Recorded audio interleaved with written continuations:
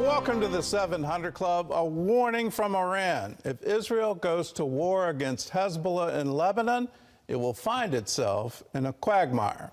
That threat comes as Israel's focus is shifting from Hamas in Gaza to Hezbollah in the north. Middle East correspondent Julie Stahl brings us the story from Jerusalem. As Hezbollah launched another wave of rockets and drones with explosives into northern Israel, setting off sirens, Israeli forces have been striking back. As the battles heat up, Iran's new acting foreign minister warned Israel not to launch a war, saying ramifications could backfire against Zionists.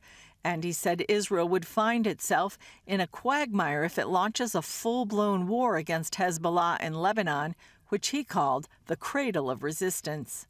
Iraq's foreign minister added, If an attack occurs in Lebanon, then this will have an impact on the entire region. Meanwhile, the Israel Defense Forces is recommending to wrap up the Rafah operation quickly in Gaza in order to prepare for a wider war against Hezbollah in Lebanon. This comes as the Iranian-backed group has upped its strikes against Israel to hundreds a day. Fires broke out in the Golan Heights and elsewhere in northern Israel, as well as in Lebanon from the increased activity in the Middle East dry season. The IDF troops have been carrying out exercises training for combat in the northern arena for the past 2 weeks. Meanwhile, in Gaza, Israeli forces located a Hamas tunnel shaft in Rafah that led to the terrorists' underground compound, as well as large quantities of weapons after terrorists emerged from a building firing at them. President Biden reiterated that Hamas is standing in the way of a ceasefire agreement. I've laid out an approach that has been endorsed by the UN Security Council, by the G7, by the Israelis, and the biggest hang-up so far is Hamas refusing to sign on, even though they have submitted something similar. A Hamas official admitted to CNN no one has any idea how many Israeli hostages are still alive, saying, "You have to remember not only Hamas took hostages on October 7th, so did other terrorists." Meanwhile, a new poll by the Palestinian Center for Policy and Survey Research shows 67% of Palestinians believe Hamas' brutal October 7th attack was the correct thing to do. 97% say Israel has committed war crimes, while only 9% believe Hamas has committed war crimes. And 71% of Palestinians believe Hamas should still rule the Gaza Strip after the war. Julie Stahl, CBN News, Jerusalem. Well, that survey should show you the depth of the ideology within the Palestinians, and they've been trained for now generations to believe and earnestly believe that Israel should be wiped off the map. That was in the founding document of Hamas. Hamas is an offshoot of the Muslim Brotherhood. They put that in their charter. They've amended that charter now, but still, when you look back at the founding, what they were trying to do is wage war continually against Israel until Israel no longer exists. When you understand that ideology, then saying, okay, there can be a two-state solution. No, they don't believe in two states. There can be peace. No, you can't have peace with that. When you vow you're going to do everything in your power for your lifetime and for the lifetime of your children and your children's children, well, then how do you ever come to peace with that? I do want to point out in southern Lebanon, they're the ones attacking Israel. So if Iran wants to say Israel can't strike back, or Iraq wants to say Israel can't strike back, could they make that heard at the UN? When Israel withdrew, the UN stepped in and said, we'll have a zone, a blue zone, where there won't be any weapons, there won't be any war. We will enforce that with blue-helmeted UN soldiers. That is clearly not being enforced. Where is the international community? Why aren't they calling for the UN to fulfill its obligation to maintain peace in southern Lebanon? That is not happening. Hezbollah has full reign over that territory.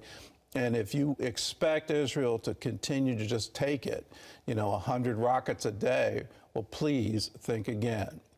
In other news, the abortion pill will continue to be available by mail Well, for now. That's the ruling from the Supreme Court. Ephraim Graham has that story from the CBN Newsroom. Ephraim?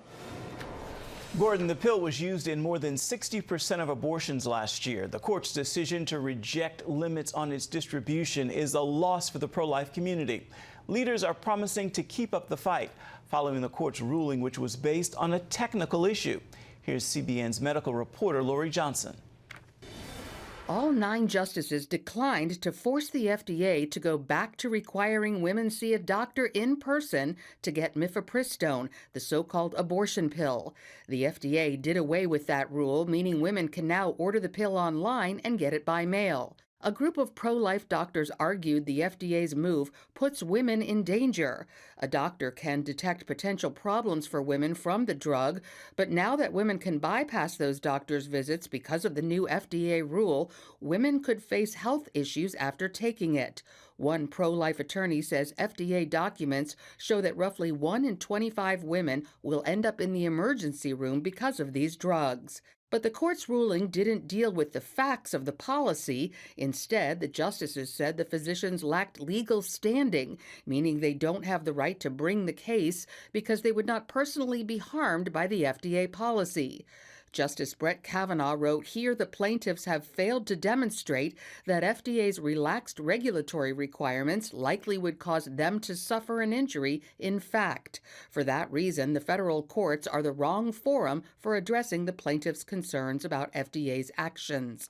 Kavanaugh wrote that pro-lifers could try other ways to change the FDA's move, suggesting the plaintiffs may present their concerns and objections to the president and FDA in the regulatory process, or to Congress and the president in the legislative process. And they may also express their views about abortion and mifepristone to fellow citizens, including in the political and electoral processes. Alliance Defending Freedom's Erin Hawley, who represents the doctors who brought the lawsuit, said she was disappointed with the ruling. The decision, based on a legal technicality, allows the FDA to continue its reckless disregard for women's health, at least for now. Hawley pointed out the justices were silent on the FDA's policy itself and said she hopes other plaintiffs, such as the states of Missouri, Idaho, and Kansas, will have the legal standing they need and will win. The Supreme Court did not dismiss this lawsuit, and that is because there are 3 states that have intervened in the district court below. Those states will presumably, consider their alternatives, but I would expect the litigation to continue with those states raising different standing sort of arguments than made by our doctors. CBN's Tara Mergener was outside the courthouse when the opinion came down. Unlike the ruling for Roe v. Wade, there was little presence in front of the high court, but there is strong reaction, with neither planning to let up the fight. Students for Life America said the ruling was disappointing but not surprising, adding, "We expect the case to continue as those harmed by chemical abortion are many." The Heritage Foundation said legal technicalities allow Biden's FDA to continue manipulating its safety rules to push a pro-abortion agenda. And the ruling is likely to become a political football as Democrats make abortion a key issue in this election year. Lori Johnson, CBN News. With Father's Day approaching, we now turn to raising families. Research shows children are more likely to thrive when their father is present in their lives. Author Justin Early says the question for many Christian dads is not just being there for their children, but how they do it. As CBN's Heather Sells reports, he emphasizes the importance of creating good habits. If you're a young Christian parent struggling with discipline, I have a habit I want to share with you. In raising their 4 boys, attorney Justin Early and his wife say the heart of parenting lies within that major area. Our habits of the household are one of the most significant parts of our children's spiritual formation. In his book, Habits of the Household, Early makes the case that parents' routines can either point their kids to God or turn them away. They include the daily rhythms of waking up and going to bed, meals, discipline, and conversation. All of these things are just ways to look and see that the ordinary moments of our day with kids are some of the most extraordinary moments for their spiritual formation. Early uses his book and social media platforms to share ways to intentionally think through daily routines and focus on what's important, like mealtime. The busy schedule is not the center of gravity of the household.